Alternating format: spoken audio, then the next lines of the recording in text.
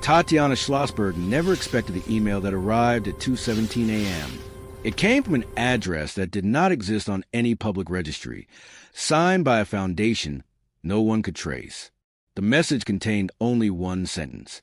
If you want to know what your grandfather hid in the winter of 1963, be at Pier 17 before sunrise. She stared at the screen, heart beating in a slow, stubborn rhythm. Her family name carried history like a shadow, and she had grown up learning how to walk with it without tripping. Yet this felt different. This felt personal. At dawn, the river was silver and quiet. A single man stood near a rusted bench, holding a small wooden box. He did not smile. He only said her name, perfectly, like it had been rehearsed for decades. Inside the box lay a thin notebook bound with fading blue thread. Its pages were filled with precise handwriting, lists of numbers, names she half recognized, and sketches of a lighthouse that no longer existed. On the final page, a sentence had been underlined 3 times. When the tide turns, the truth must surface. Tatiana felt the cold travel from her fingers into her chest. The notebook was not a memory. It was a map. She realized then that someone had been waiting for her to be born, for her to grow old enough to understand the weight of what was hidden. The man stepped back and vanished into the pale fog, leaving her alone with a secret that suddenly felt larger than her life, larger than her family, larger than the city breathing behind her. She closed the notebook and pressed it to her coat, promising herself she would follow every number, every name, every broken line of ink, even if it pulled her into places she had never intended to enter, even if it forced her to choose between the story she had been given and the truth she was about to uncover. The river whispered as if it already knew what she would discover next. She breathed in, steady, ready, and stepped forward now. The first number in the notebook led Tatiana to a quiet archive hidden beneath an old municipal building. The clerk at the desk hesitated when she said her name, then slowly handed her a visitor badge without asking for identification. It was as if the walls themselves recognized her bloodline. Down in the dim aisles, she found a narrow drawer labeled only with a date, February 12, 1963. Inside were sealed envelopes, yellowed photographs, and a reel of silent film. One photograph made her breath catch. It showed her grandfather standing beside 3 men she did not recognize, all facing a wooden crate marked with a lighthouse, symbol identical to the sketches in the notebook. A type report slipped from one of the envelopes and landed softly on the floor. Its heading read, Project Low Tide. The language was clinical, cold, describing a covert relocation of assets, the transfer of items of national consequence, an erasure of records linked to a coastal research site that had officially never existed. Tatiana realized the lighthouse was not simply a building. It was a cover. The film reel revealed more when she convinced the clerk to play it. The projector hummed to life, casting trembling shadows on the wall. The footage showed trucks arriving at night, men moving carefully, and a final scene of her grandfather locking the heavy doors of the lighthouse as waves crashed violently around its base. On the last frame, he turned toward the camera. His face was serious, almost apologetic. He raised one hand, not in farewell, but in warning. Tatiana left the archive shaken. The city outside seemed louder, harsher, as if it were trying to drown out the past she had just uncovered. She felt watched, though every sidewalk looked ordinary. Every window reflected only her own face. The next set of numbers in the notebook formed coordinates pointing far north, toward a stretch of coastline where no public roads were marked. She hesitated only for a moment before deciding to go. That night, she packed lightly, slipping the notebook into a hidden pocket of her coat. As she zipped her bag, her phone buzzed with a new message from an unknown number. Do not trust the water, it read. She stared at the glowing screen, feeling the first true edge of fear cut through her resolve. Yet beneath it, something stronger grew. Whatever her grandfather had hidden, whatever truth had been buried under waves and silence, it was calling her now, and she was no longer willing to look away. The drive north felt longer than it should have. The radio lost signal miles before she reached the coordinates, leaving only the low hum of the engine and the whisper wind through dense pine forests. Her GPS stopped updating, freezing on a single blue that refused to move, even as the road narrowed into cracked asphalt and gravel. Tatiana finally reached a rusted gate chained shut. Beyond it stretched a forgotten coastal road, half swallowed by tall grass and fog. She stepped out of the car, and the air hit her like cold metal. The ocean was nearby, hidden but roaring, as if breathing heavily behind the trees. She cut the chain with a small bolt cutter she had borrowed, without explanation. The sound echoed unnaturally loud. Every instinct told her she was not alone, but there was no one in sight. After a long walk, the trees opened to reveal the remains of a lighthouse. It leaned slightly, its white paint peeled into ghostly strips. Its lantern room was shattered, glass scattered across the rocks below. It looked abandoned, yet something about it felt carefully preserved, as if decay itself had been guided by invisible hands. Inside, the air was damp and heavy. Her footsteps echoed up the spiral stairs. She found old wiring, rusted equipment, and a locked steel door hidden behind a false wall. The lighthouse symbol was engraved faintly into the metal. Her hands trembled as she unlocked it, using a combination scribbled in the notebook. The door creaked open to reveal a narrow concrete chamber. Shelves lined the walls, filled with sealed containers, thick folders, and metal cases marked with faded red warnings. A single lamp flickered overhead, still drawing power from somewhere deep below the structure. In the center of the room lay a large wooden crate, identical to the one in the photograph. Tatiana stepped closer. On its lid was carved the same sentence she had seen underlined in her grandfather's notebook. When the tide turns, the truth must surface. She lifted the lid slowly. Inside were stacks of journals, audio tapes, and a small iron box with a simple latch. Her breath caught when she recognized the handwriting on the journals. They were her grandfather's, spanning years she had never heard him speak about.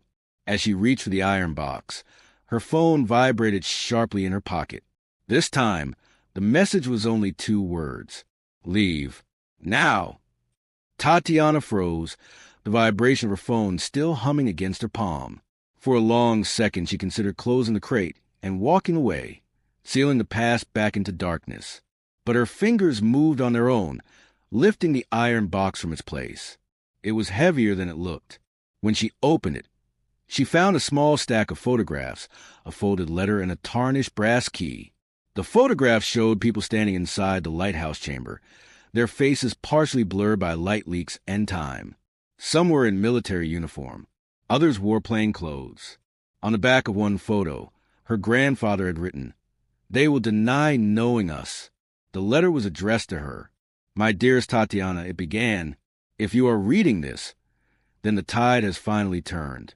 I cannot speak about this in life. Too many promises were made under threat, and too many lives depended on silence. But the truth cannot remain buried forever." He wrote of a discovery made beneath the coastal research site in early 1963, something found in the rock below the lighthouse that did not belong to any known geological record. It had been described as a naturally occurring structure that seemed to store and release energy in strange, measurable pulses. At first, it was studied quietly. Then it was weaponized. Project Low Tide, he explained, was not about relocation of documents or simple secrecy. It was about hiding a technology that could disrupt navigation systems, communications, even human neurological patterns.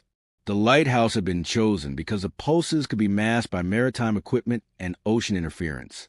He ended the letter with a warning. "They will want to restart what we shut down. If you open this box, you become part of the choice we made, to protect it or to expose it." A sound echoed from somewhere above. Footsteps. Tatiana snapped the box shut and turned off the flickering lamp. The chamber fell into heavy darkness. She pressed herself against the wall, heart racing, listening as a slow creak of boots climbed the spiral stairs above her. Someone had followed her. The footsteps paused just outside the hidden door. Tatiana held her breath, counting each second as if it were a fragile glass thread that might shatter with the slightest movement. A beam of light slid across the thin crack beneath the door, then disappeared.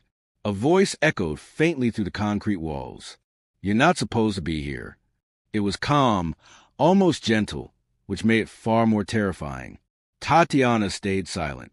She clutched the iron box to her chest, feeling its cold edge through her coat. The light returned, brighter this time, sweeping slowly across the room as the hidden door began to open. She slipped behind the shelves just as the door creaked wider. A tall figure stepped inside, his boots leaving damp prints on the floor. He walked with certainty, as if he already knew what was in the chamber. "You found it," he said quietly. "Your grandfather always said you would." Tatiana felt a surge of anger cut through her fear. She stepped out from the shadows, raising her phone as if it were a weapon. "Who are you?" The man sighed, lowering his flashlight. His face was lined, tired, but not unkind. "I was part low tide. We were told we were protecting the country. We didn't know what we were really building." He explained that the project had been quietly revived. The same energy pulses were being tested again, this time in remote facilities far from public view. When the old lighthouse showed signs of being accessed, alarms had been triggered. "They think you're here to finish what your grandfather started," he said. "I know you're here to end it." Tatiana's grip tightened around the iron box. "Why tell me this?" "Because I was the one who shut the final switch in 1963, he replied, "and I've been waiting 60 years to make sure it stays that way." Outside, the wind howled against the broken lantern room, and the lighthouse groaned like a waking giant. Tatiana realized that her presence here was no accident. It was a continuation of a decision that had never truly ended. She looked at the man, her voice steady despite the storm rising in her chest. "Then help me," she said. "Tell me how to make sure no one can ever turn it back on." The man nodded slowly. "We'll have to go below the lighthouse," he said. They descended through a narrow maintenance hatch hidden beneath the chamber floor. A corroded ladder led into darkness, so thick it seemed to swallow the beam of the flashlight.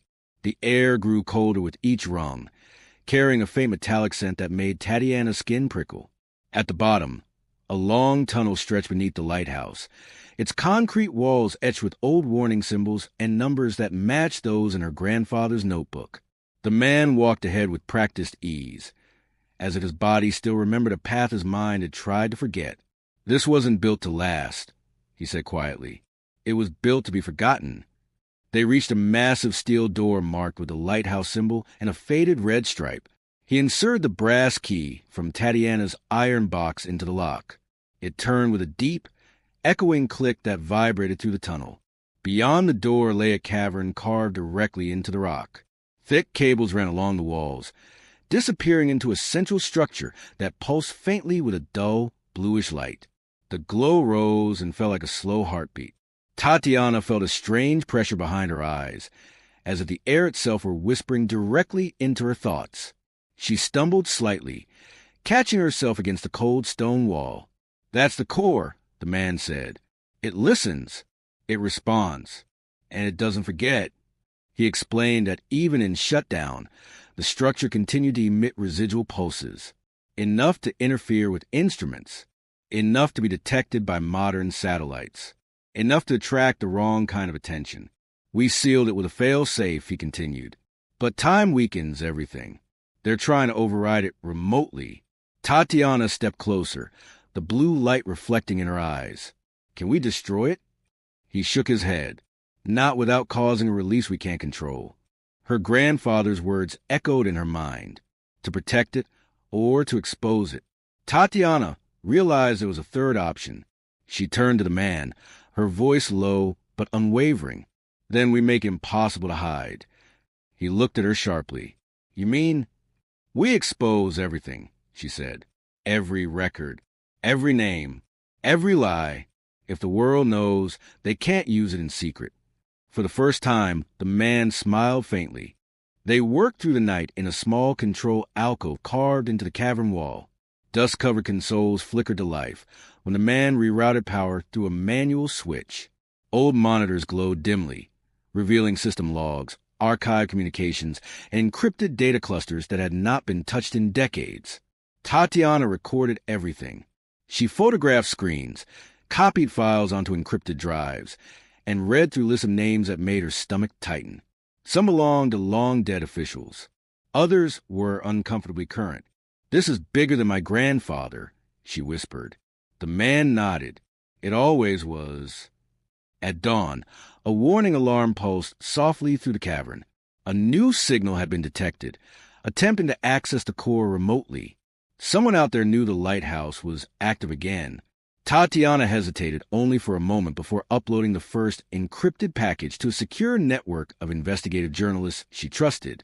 Her finger hovered, then pressed send. The data left the cavern like a digital flare fired into sky. Almost immediately, her phone began to vibrate with notifications. Messages, missed calls, unknown numbers. The world was starting to notice. The man turned pale. They won't wait now. A deep mechanical hum rose from the core, louder than before. The bluish glow brightened, sending sharp shadows across the cavern walls. "They're trying to wake it," he said urgently. Tatiana swallowed hard. She opened her grandfather's journal to the final pages and found a hand-drawn sequence of symbols and instructions. It described a manual override that could permanently lock the core into a dormant state, but only from inside the central chamber. "That chamber isn't shielded," the man said after reading it. "Whoever goes and won't walk out the same." Tatiana met his eyes, or won't walk out at all. The lighthouse above them groaned as if responding to the rising energy below. The air vibrated. Tiny stones fell from the cavern ceiling. She closed the journal and handed it to him. "Make sure the rest of this gets out," she said. "All of it." He grabbed her arm. "Tatiana, wait." But she was already stepping toward the glowing structure, the blue light wrapping around her silhouette like a rising tide. The closer Tatiana moved to the core, the heavier the air became. Each step felt like walking through invisible water, her thoughts slowing, her heartbeat echoing loudly in her ears. The bluish light pulsed in steady waves, and with every pulse she felt brief flashes of unfamiliar memories brush the edges of her mind. She reached the central chamber, a circular platform surrounded by tall metal pylons etched with the same symbols drawn in her grandfather's journal. A narrow console rose from the floor at its center, its screen flickering with shifting lines of code. Her hands shook as she entered the override sequence exactly as written. The symbols glowed faintly beneath her fingertips. Suddenly, voices filled the chamber, not from speakers, from inside her head.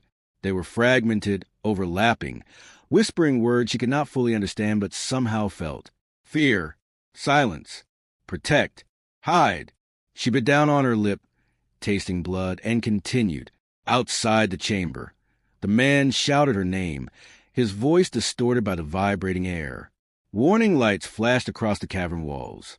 The core's pulse grew faster, brighter, more aggressive. Tatiana reached the final symbol and hesitated. The journal had not explained what would happen next, only that the sequence would bind the memory of the structure. She pressed it. A blinding surge of blue light exploded outward, knocking her to her knees. Pain tore through her body like a lightning strike.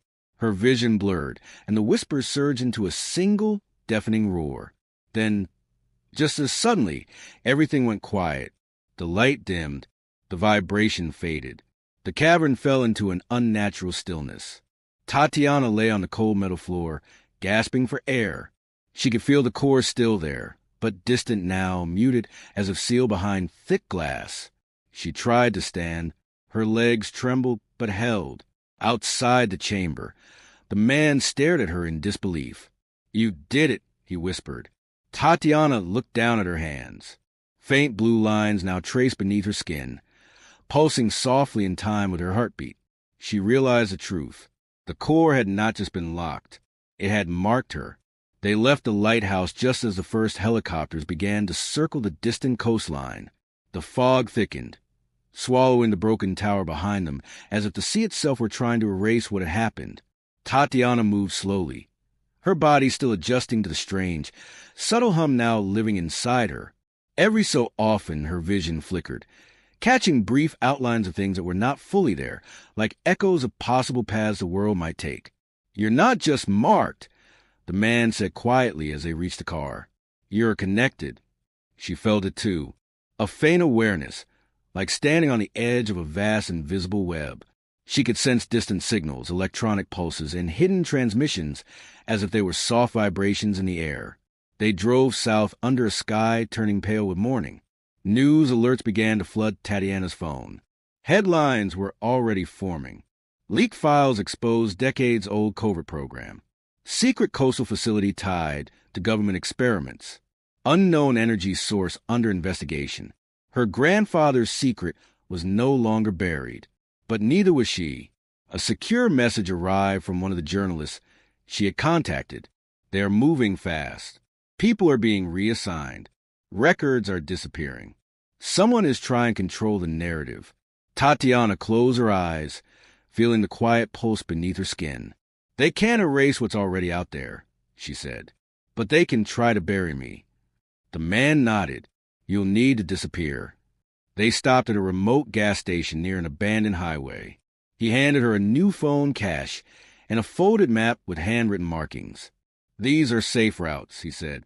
People who still remember why they should never be used again. Tatiana took the map, realizing that her life had just split into before and after. She was no longer just a witness. She was now part of the system that had been hidden. As she drove away alone, she felt something stir within the blue lines beneath her skin. Not a voice, a warning. Somewhere, far beyond the fog and the fading lighthouse, someone had noticed a change. Tatiana followed the marked routes for days, avoiding major highways and cities. She slept in her car, ate from roadside diners, and kept her head down. Yet no matter how far she went, the faint internal hum remained, a constant reminder that the core was still with her in ways she did not fully understand. At night, strange dreams found her. She would see shifting grids of light stretching across oceans, invisible towers pulsing beneath the earth, and shadows moving between frequencies. She would wake with a sensation that someone, somewhere, had almost reached her. One evening, her new phone vibrated with a message that bypassed every security layer she knew. You carry the lock, it read. Her breath caught. She typed back cautiously. Who is this? The reply came instantly. Those who protected the first silence. Another message followed. And those who want to break it. She realized in that Project Low Tide had never truly ended. It had splintered, evolving into rival factions fighting over the same hidden power. Her grandfather had only delayed the conflict. Now she was the hinge. The blue lines beneath her skin pulsed slightly brighter whenever she neared heavy communication infrastructure, power substations, data centers, satellite uplink zones. Her body reacted like a living sensor. One night, while parked near a quiet mountain town, she felt a sudden surge inside her chest. Her dashboard lights flickered. Her phone lost signal, then regained it. She wasn't alone. Through her rearview mirror, she saw headlights cut their engines at the edge of the lot. Someone was watching her, and they already knew what she had become. Tatiana did not wait to see who stepped out of the other vehicle. She started her engine quietly and rolled forward, keeping her headlights off as she eased back onto the empty road. Her heart pounded, but her mind felt strangely clear, as if the hum beneath her skin were guiding her instincts. The headlights behind her followed. She took a sudden turn onto a narrow gravel path marked on a folded map. The road dipped into a forested valley, trees closing in like dark walls. The other car hesitated, then followed again. Tatiana felt the internal pulse shift, warmer now, more urgent. Without knowing how, she sensed the exact distance between her and the vehicle behind her, the faint electronic signature of its engine, the low-frequency chatter of its navigation system. She focused. The blue lines beneath her skin glowed faintly through her sleeves. Her dashboard lights flickered violently. The pursuing car's headlights sputtered, blinking on and off. Then its engine coughed, stuttered, and went silent. Tatiana did not look back. She drove until the road rejoined a wider highway miles later.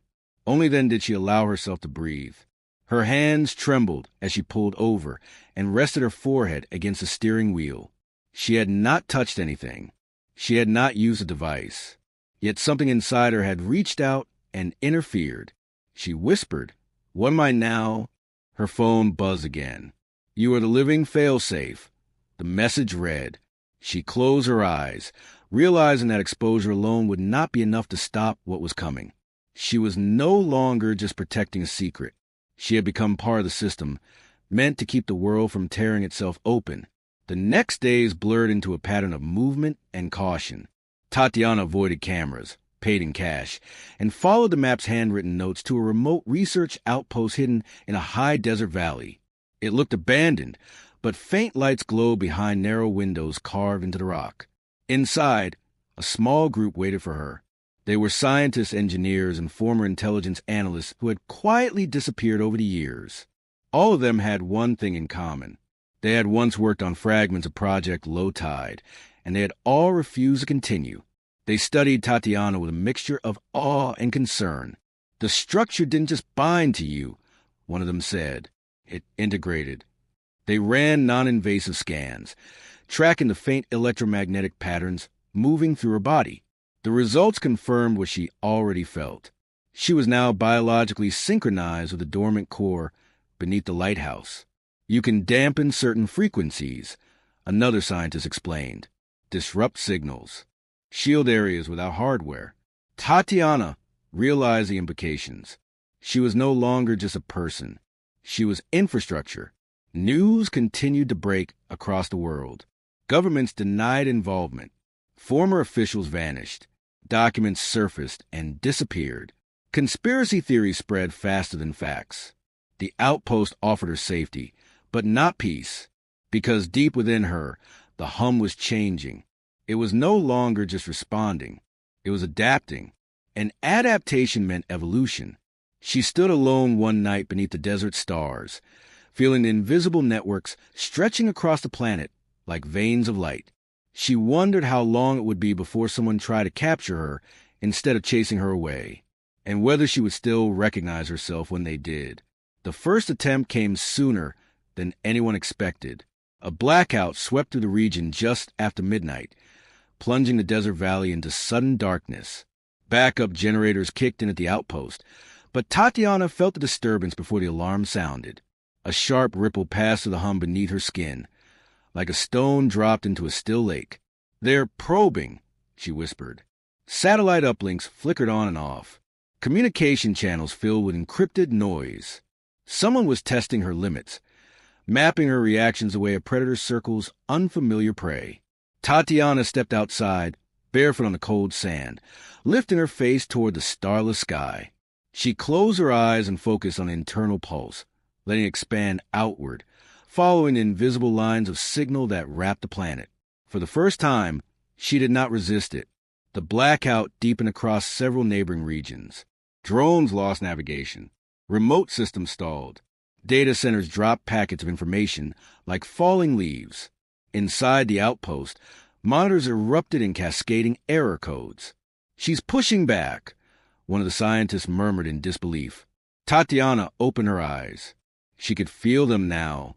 Not faces, not names, only clusters of intention. Groups moving behind layers of encryption, leaning closer, pulling away, recalculating. One of them tried to reach into her field. A surge of pain shot through her spine. She staggered, gasping, but held her ground. The blue lines beneath her skin flared bright enough to glow in the darkness. The probing signal collapsed. Across the desert, systems quietly rebooted. Tatiana sank to her knees, trembling but conscious. She had defended herself without weapons, without walls, without permission, and she understood something terrifying. This was no longer just about secrecy. It was about control, and she was standing in the middle of it. Section 1415. Characters. 28,000/30,000. The world changed quietly after that night. News outlets began reporting unexplained network failures, navigation glitches, and communication drops that could not be traced to any known cause. Governments blamed solar activity. Corporations blamed software updates. No one could find a single source. Tatiana watched from the outpost, knowing the truth. She had become a living boundary. Whenever unseen hands tried to revive a fragment of Project Low Tide or build something like it, she felt it. And when she felt it, she pushed back. The scientists urged her to rest, to preserve herself, but rest felt impossible. The hum inside her was no longer a whisper. It was a steady current, as natural to her now as breathing. Messages still reached her through hidden channels. Some begged her to stop. Some begged her to join them. Some threatened what little life she still had left. She ignored them all. One night, she found her grandfather's final journal tucked inside her bag, a page she had somehow missed before. In the margin, written in fading ink, was a single line: "The tide does not choose a shore. It simply moves." Tatiana finally understood. She was not meant to be a person who decided the future. She was meant to be the force that made certain futures impossible. Outside, the desert wind carried fine sand across the valley, erasing footprints almost as soon as they were made. Tatiana stepped into the darkness, her silhouette briefly lit by the stars, and felt the vast invisible web of signals stretch and respond to her presence. She was no longer running. She was standing watch.